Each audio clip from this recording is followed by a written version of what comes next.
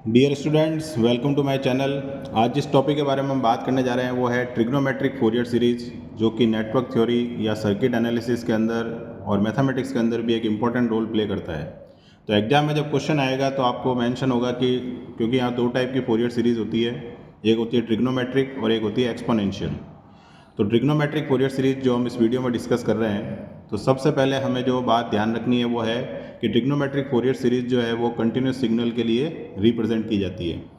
तो कोई भी फंक्शन ट्रिग्नोमेट्रिक फोरियर सीरीज में अगर हमें फाइंड आउट करना है किसी भी सीरीज़ को, तो हमारे पास जो जनरल फार्मूला होता है वो होता है function of T, where T represent time in continuous domain, A naught plus summation N equal to 1 to infinite A N cos N omega T plus B N sine N omega T.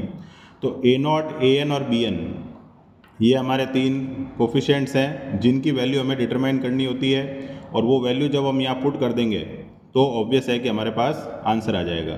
तो यहाँ पर हम देख रहे हैं कि जो n है उसकी जो लिमिट है वो 1 से स्टार्ट हो रही है, जबकि वो लिमिट एक्चुअल में स्टार्ट होती है 0 से।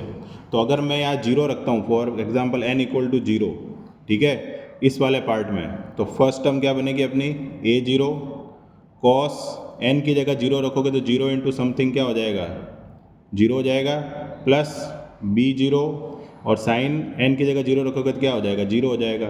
तो कॉस 0 की वैल्यू क्या होती है, 1 होती है, और साइन 0 की वैल्यू क्या होती है, 0 होती है। तो हमारे पास क्या टर्म बची, ए नॉट। तो जब n इक्वल टू 0 होता है तो ऑब्वियस है कि क्या टर्म बचती है, केवल ए नॉट, क्योंकि ए जो टर्म है वो कॉस के साथ मल्टीप्लाई थी। इसलिए हम देखते हैं कि ए नॉट जो है वो सेपरेटली लिखा जाता है because it is at n equal to 0, और रिमेनिंग जो टर्म्स हैं वो स्टार्ट होती है n equal to 1 to infinite. अब जो ए नॉट है उसको हम डी टर्म भी कहते हैं और कांस्टेंट टर्म भी कहते हैं। तो ये भी इसके दो नाम होते हैं। तो एग्जाम में अगर क्वेश्चन आता है कि डी टर्म फाइंड करो या कांस्टेंट टर्म फाइंड करो, तो ऑब्वियस है कि हमारे को ये वाली टर्म डिटरमाइन करनी होती है। अब हमारा जो मेन टारगेट है, जैसा कि हमने डिस्कस किया है कि हमें ए नॉट, ए एन और बी एन ये तीन वैल्यू डिटरमाइन करनी है। तो यहाँ पर हम देख रहे हैं कि एक टर्म लिखी हुई है कैपिटल टी। तो कैपिटल टी जो होता है that represent the time period, means वो जो वेव जो भी हमें गिवन होगी वो एक पर्टिकुलर टाइम में अपने आप को क्या करेगी, रिपीट करेगी।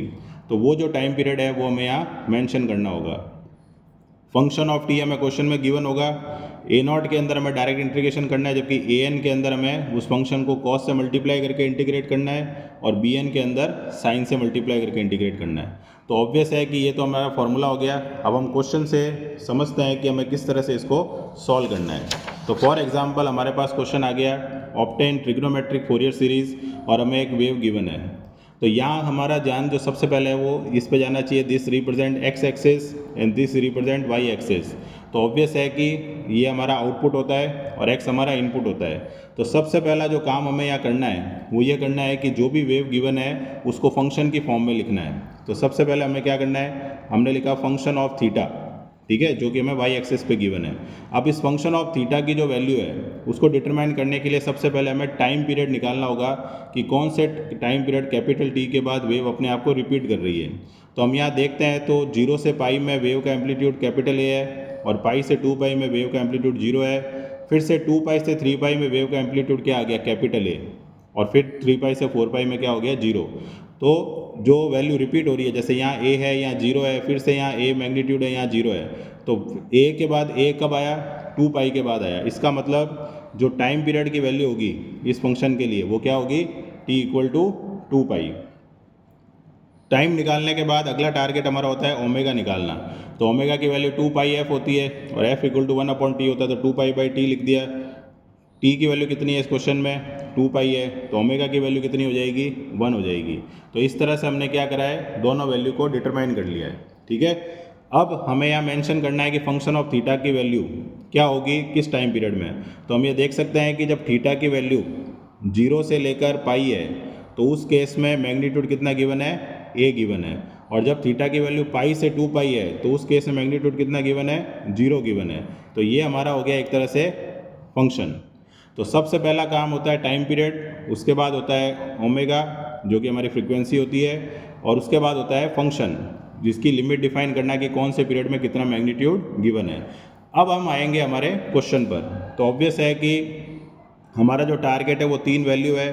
First value will be A naught, A not का फॉर्मूला क्या था हमारा 1/t इंटीग्रेशन 0 से t F T D T, ये हमारा स्टैंडर्ड फार्मूला था। लेकिन यहाँ फंक्शन ऑफ टी नहीं गिवन है, यहाँ फंक्शन ऑफ क्या गिवन है, थीटा गिवन है।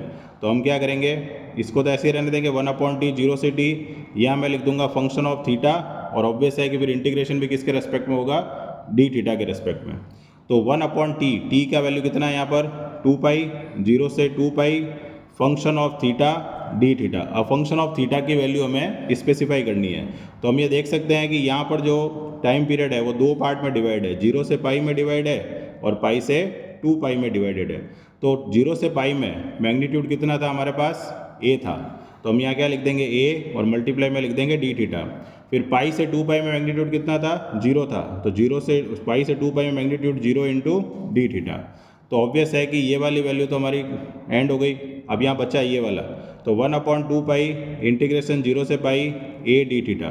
ऑब्वियस है ए हमारे पास कैसी टर्म होती है, कांस्टेंट टर्म, तो ए आ जाएगा इंटीग्रेशन से बाहर 0 से पाई डी थीटा।